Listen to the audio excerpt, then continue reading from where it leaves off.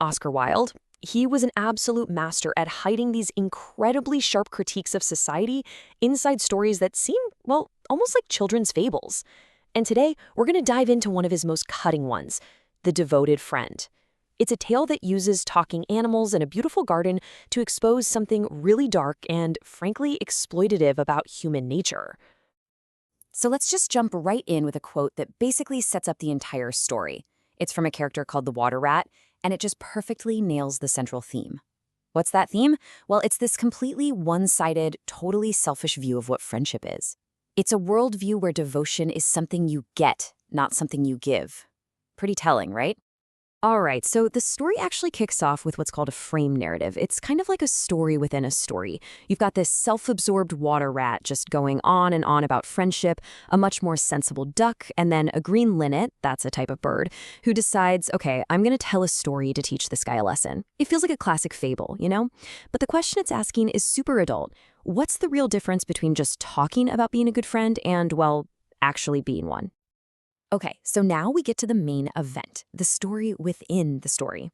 Let's meet our two main characters. First, you've got Little Hans. He's this incredibly kind-hearted, maybe a little naive gardener. And then there's his supposed best friend, the very wealthy Hugh the Miller. Their relationship? Wow. It's the perfect setup to explore that huge gap between what people say and what they actually do. And this is where the conflict just gets laid out for us, plain as day. On one side, you have the Miller's theory of friendship. I mean, this guy is full of these beautiful, high-minded ideas. He says things like, real friends should have everything in common, and even that just talking about being good is way better than actually doing good.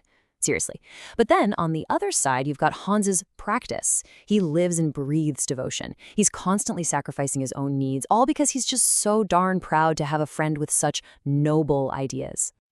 So let's talk about the massive power imbalance here, because it's huge. The Miller is loaded, he's got a mill, livestock, he's living comfortably. And yet he never visits poor Hans during the winter when things are toughest. And his excuse? Get this. He says he doesn't want to make Hans feel envious. He claims envy is a terrible thing that would spoil Hans's good nature. I mean, it's such a classic manipulation tactic, right? Disguising pure neglect as some kind of thoughtful concern.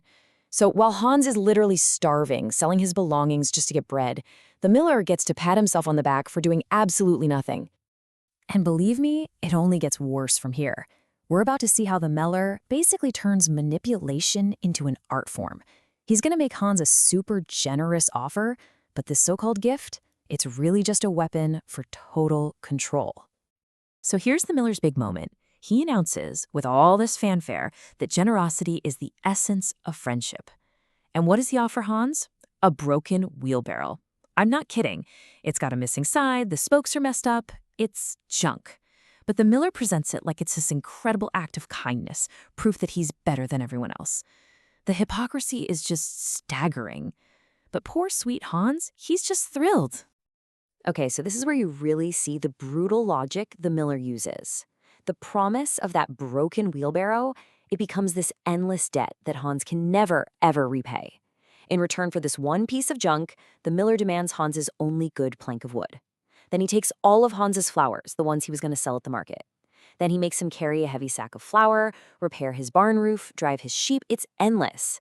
And every single time, the Miller frames it as just a fair trade for his amazing generosity. And the key here, the really twisted part, is the psychological manipulation. It's a playbook you still see all the time. Anytime Hans even suggests that he might be busy, the Miller immediately jumps on him, calling him unfriendly or idle. He completely weaponizes the language of friendship, saying stuff like, "A true friend says the hard things for your own good." He twists every single selfish demand into some kind of moral lesson, and poor Hans, who just desperately wants to be a good friend, falls for it every single time. Well, a dynamic this toxic, it can only end one way, in tragedy. So now we're going to shift to the devastating climax of the story. And this is where Wilde uses some really powerful symbols to show us the ultimate heartbreaking cost of Hans's devotion. Think about Hans's garden. It's not just a garden. It's everything to him. It's how he makes a living, it's his passion, it's his independence. But as the Miller's demands just eat up all his time and all his energy, Hans just can't take care of it anymore. And so the garden starts to wither. which is just this perfect, heartbreaking symbol for how this toxic friendship is literally draining the life right out of Hans. And then there's the lantern. This is another really crucial symbol. What does a lantern represent? Simple, practical help, right? It's the light you need to get through a storm safely. It's exactly the kind of real, tangible help that the miller is always talking about but never, ever actually provides. And by holding it back, well, he basically seals Hans's fate. So let's just walk through how this all goes down on that final night. There's a crisis. The miller's son gets hurt.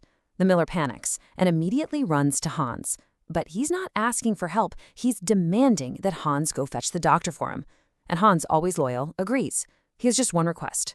Can I please borrow your lantern? It's a terrible storm out there. But the miller says no. He refuses because it's his new lantern and he's worried it might get damaged. And so Hans goes out into that storm, all alone, gets lost on the dangerous moor, and he drowns. And that brings us to the story's absolutely chilling conclusion. See, Wilde isn't just telling a sad tale here. He's making a really sharp, deeply cynical point about how we humans react to truths that make us uncomfortable, especially when those truths are about ourselves.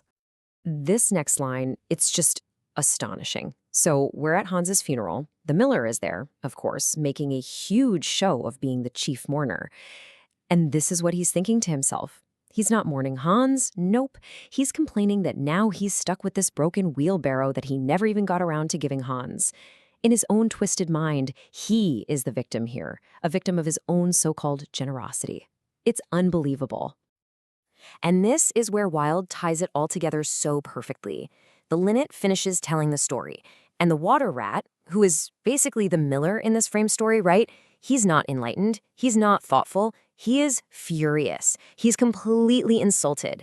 The very idea that this story might have a moral, a lesson for him to learn, is just offensive. It's such a brilliant commentary, isn't it? The people who need to hear the lesson the most are always the ones who refuse to listen. So, the water rat storms off in a huff, and the last word actually goes to the duck. She hears what happened, that the linnet told a story with a moral, and she just calmly remarks, that is always a very dangerous thing to do. And that's Wilde's final perfect ironic jab. So in the end, Wilde leaves us with this really powerful, kind of unsettling idea that telling the truth, especially an uncomfortable one, is a dangerous act. And that leaves us with one last thing to think about. When he says it's dangerous, who is it dangerous for? Is it dangerous for the person brave enough to speak up? Or is it more dangerous for the comfortable hypocrites who've built their entire lives on a foundation of lies?